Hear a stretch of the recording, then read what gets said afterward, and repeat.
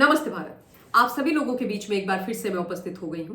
तो निवेदन सबसे पहले मेरा वही कि प्लीज आप सब लोग इस वीडियो को लाइक कीजिएगा, अंत तक देखिएगा, शेयर कीजिएगा और साथ के साथ मेरे यानी आपके अपने चैनल ममता पेन्यूली काले उवाच को सब्सक्राइब करते हुए बेल आइकन को प्लीज जरूर हिट कर दीजिएगा, ताकि जब भी मैं लाइव आऊं, कोई रील या वीडियो अपलोड करूं तो उसकी नोटिफिकेशन आप सभी लोगों को तुरंत मिल जाए।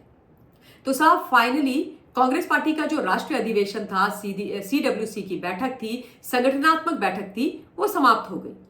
गुजरात के अहमदाबाद में 2 दिवसीय ये कार्यक्रम था 8 और 9 अप्रैल का। 1700 लोग टोटल आए थे पूरे देश से। खूब बड़ा जमवाड़ा लगा था।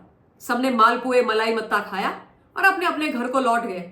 अब वही करेंगे, घर में बैठ जाएंगे और ऐशो आराम टांग पे टांग रख के सीटी बजाएंगे। अच्छा, इन 2 दिन के अंदर वही हुआ जो इन्होंने पहले किया है, यानी बड़े बड़े हवा महल बनाए गए, हवाई दावे किए गए, नौटंकी हुई और उसके अलावा कुछ नहीं हुआ। यदि सरल शब्दों में बोलूं तो राहुल गांधी को फिर से रिलॉन्च करने के लिए लॉन्च पैड बनाया गया था, जो फेल हो गया है। अच्छा, यहां पर राहुल गांधी ने भाषण दिया, मिस्टर खड़गे ने कुछ चीजें बोली और उन चीजों का एक सार मैं आप लोगों के बीच में रखूंगी। इस सार को सुनकर के आपको यह समझ में आ जाएगा कि राहुल गांधी राजनीतिक तौर पर से कितने इमेच्योर हैं, अपरिपक्व हैं। और राहुल गांधी के नेतृत्व में आज क्या अगले 7 जन्मों में भी कांग्रेस पार्टी रिवाइव नहीं हो सकती है, क्योंकि देश तो छोड़ दीजिए, मिस्टर राहुल गांधी को अपनी पार्टी का ही सामान्य ज्ञान पता नहीं। जो बातें राहुल गांधी करते हैं उनका कोई सरपैर नहीं होता है, उनके कोई बेसिस नहीं होते। और जिस व्यक्ति को राजनीतिक समझ नहीं, नॉलेज एकदम शैलो है, वो पार्टी को रिवाइव करेंगे? मुंगेरी लाल के हसीन सपने देख लें। खैर, राहुल गांधी ने जो भाषण दिया था उसमें क्या बोला कि जो ओबीसी वर्ग है ना, वो एक बहुत बड़ा वोट बैंक है और इस वोट बैंक को हमें अपने पास कैप्चर करना है, ताकि जो हम इतने समय से सत्ता से बाहर हैं, सत्ता में काबिज होने के लिए हमको इनका इस्तेमाल करना चाहिए। इनके सर पे चढ़ करके कुर्सी पर, जो सिंहासन होता है ना राजसी, उस पर जाना चाहिए, ताकि देश को हम फिर से अपने कब्जे में लेकर के लूट सके। कह रहे हैं कि भाई ओबीसी समाज को वापस लेकर के आओ, इनका वोट पाओ।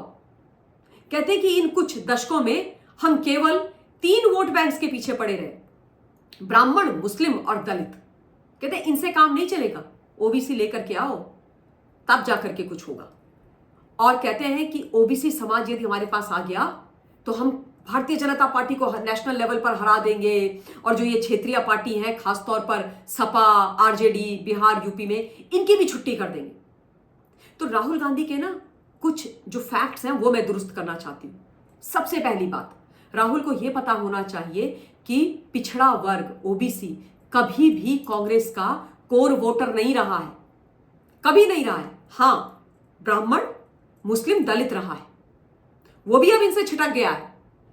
इसीलिए तो सत्ता में इनको कहीं पर काबिज नहीं होने दे रहे हैं। पूरे देश के अंदर केवल 3 प्रदेशों में है इनकी सरकार, बाकी जगह गेट आउट ये हो रखे हैं, 0 पे लगातार आउट होते जा रहे हैं। अब तो रिसेंट पास्ट अगर आप देखें।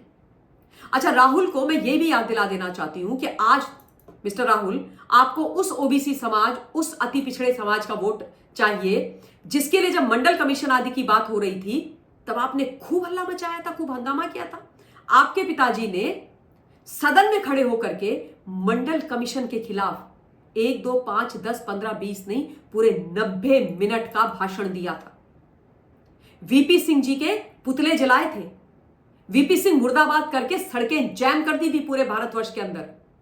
इनका जो पूरा युवा मोर्चा था उसको सड़कों पर उतार करके स्टैंडिंग ऑर्डर्स थे मैडम सोनिया के कि रकस काट दो, एकदम वीपी सिंह जी की हालत खराब कर दो, और बोला कि ये तो कांटों का पेड़ है, पूरे का पूरा मंडल कमीशन, इसको बिल्कुल निकाल करके बाहर फेंको। और तब से ओबीसी समाज इनसे नाराज है। और आज वोट की बैंक के लिए, क्योंकि सत्ता से बाहर है, तो आज ओबीसी का वोट चाहिए। जब स्वतंत्रता के बाद लगातार 70 सालों तक इस देश पर शासन किया, तब ओबीसी की याद नहीं आई, तब उनकी चिंता नहीं की इन्होंने। इस देश के अंदर ओबीसी समाज की चिंता किसने की? केवल और केवल भारतीय जनता पार्टी ने। ओबीसी कमीशन किसने बनाया? प्रधानमंत्री मोदी जी ने बनाया, ताकि उनकी जो समस्याएं हैं वो सुनी जा सके। स्वतंत्रता के बाद सबसे ज्यादा शासन करने वाली कांग्रेस पार्टी ने ओबीसी कमीशन नहीं बनाया, ओबीसी की चिंता नहीं करी। और मैं राहुल गांधी से यह भी पूछना चाहती हूं कि आप ये बताओ कि आपकी कांग्रेस पार्टी में पिछड़े समाज से एक भी कोई ऐसा व्यक्ति जो टॉप लीडरशिप में आता हो? एक भी कोई ऐसा व्यक्ति है जो फ्रंट रो में बैठता है? कोई नहीं है। सबसे ज्यादा प्रधानमंत्री आप लोगों ने दिए इस देश को, क्या एक भी व्यक्ति आपकी कांग्रेस में ऐसा नहीं था केपेबल पिछड़े समाज से, जिसको प्राइम मिनिस्टर बनाया जा सकता था देश का? आई एम श्योर रहे होंगे ना, बहुत सारे नाम तो मैं गिनवा सकती हूं, लेकिन कभी कांग्रेस ने या गांधी परिवार ने किसी पिछड़े समाज के व्यक्ति को देश का प्रधानमंत्री बनाने के लायक नहीं समझा।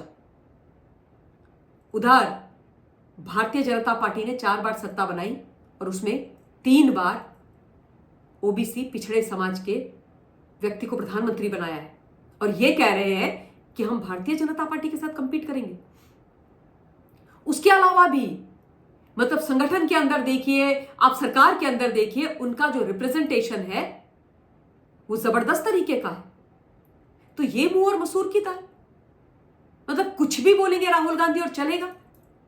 और अगर आपको किसी भी समाज के साथ केवल वोट बैंक के तौर पर उनका इस्तेमाल करने के लिए उनका उपयोग करना है, तो मैं भारतवर्ष की जनता से हाथ जोड़ करके बोल रही हूं कि प्लीज इनके असली रंग पहचानिए। आप लोग असली रंग क्या है इनके, आप समझिए। अब मैं दूसरे सार पर इनका जो अधिवेशन से निकल करके आया है उस पर जाती हूं, और मैं बात करूंगी परम श्रद्धेय सरदार वल्लभ भाई पटेल जी की। सरदार पटेल म्यूजियम में इन्होंने अपना ये पूरा कार्यक्रम किया। मल्लिकार्जुन खड़गे जी अपने भाषण में कहते हैं कि सरदार पटेल जी के लिए हमारे मन में बहुत सम्मान है, वो हमारे विजन है, हमारे मिशन है, हमने हमेशा उनके लिए अपने मन में सम्मान रखा है। रियली मिस्टर खड़गे, आपको ये बोलते हुए इतनी सी भी लज्जा नहीं आई? आपकी जुबान नहीं लड़खड़ाई इतना झूठ बोलते हुए? सरदार पटेल जी की जो लेगेसी थी, जो इतिहास था, उसको खत्म करने में कांग्रेस ने एड़ी से चोटी का जोर लगा दिया। उनकी अवहेलना करने में इन्होंने कोई कहीं पर कसर नहीं छोड़ी, और आज अपनी गंदी घटिया राजनीति को करने के लिए, राजनीतिक स्वार्थ सिद्धि के लिए, राजनीतिक रोटियां पकाने के लिए सरदार पटेल जी की याद आ गई इन लोगों को। सरदार पटेल जी का इस्तेमाल करने के लिए ये पहुंच गए। वो सरदार पटेल जिनको कांग्रेस पार्टी ने भारत रत्न तलक नहीं दिया, देने के लायक नहीं समझा। जीते जी नेहरू जी ने स्वयं को स्वयं भारत रत्न दे दिया, इंदिरा जी ने स्वयं को स्वयं भारत रत्न दे दिया, राजीव जी को उनके जाने के बाद दे दिया। दूसरी बार यदि वो बन जाते, जिंदा रहते और प्रधानमंत्री बन जाते, तो वो भी अपने आप को दे देते अपने आप, लेकिन सरदार पटेल जी को नहीं दिया। किसने दिया? किसने दिया? भाजपा ने। और ये आज सरदार पटेल जी का नाम अपनी गंदी राजनीति के लिए इस्तेमाल कर रहे हैं। अरे जिस गुजरात के अंदर आप अपना ये पूरा CWC और ये नेशनल मीटिंग आदि कर रहे हो, उसी गुजरात के अंदर स्टैच्यू ऑफ यूनिटी है सरदार पटेल जी का, और उसमें आज तक कांग्रेस पार्टी का एक भी नेता नहीं गया। और ये लोग बात करते हैं सरदार पटेल जी को सम्मान देने की। इन्होंने अंबेडकर जी का, सरदार पटेल जी का, हर महान विभूति का केवल दोहन किया अपने लिए, राजनीति के लिए, और उनका सिर्फ और सिर्फ उसके बाद अपमान किया, क्योंकि इनको यह लगता है कि इस देश को स्वतंत्रता दिलवाने से लेकर के इस देश में सब कुछ करने में यदि किसी का हाथ है तो वो केवल गांधी परिवार का है, और गांधी परिवार से ऊपर कोई नहीं है। बट आई एम सॉरी, आप गलत हो।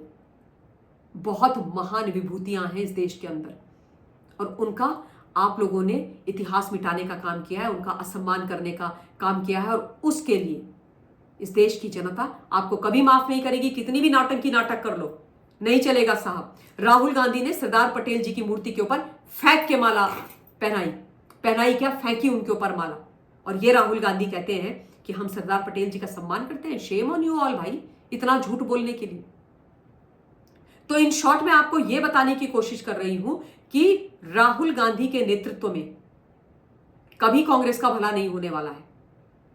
रिवाइव तो छोड़ दीजिए आप, ये जो है ना बची खुची जो रह गई है वो पार्टी भी और सिमटने वाली।